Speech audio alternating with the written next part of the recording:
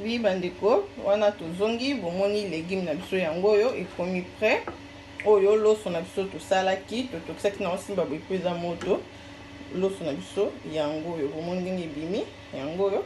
Sikoyo tolingi tobanda kosangisa yango ensemble. Donc nazobanda boye na kosala yango ensemble na bino. Bolimbisa soki video ekozala molai, mais il faut bomona eloko tozosala.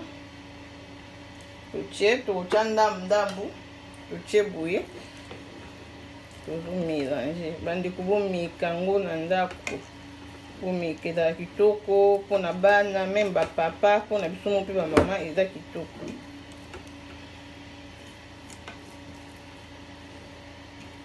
Merci bino eza kitoko recette tosala yango ensemble bolimbisi soki video ekozala molai mokie parce que ça capé très important bomonaka te que vidéo eza molai moko parce que il faut bomona pe quand même ndenge tozosala po mutu pe ameka ko comprendre parce que so tozokata ba partie ebele omona ekozala pe moins difficile pour un mosusu côté mosusu mutu a comprendre.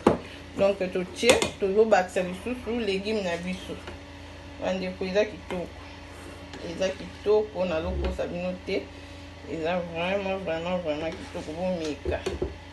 Bomeka yango bokosepela bokozala desi te.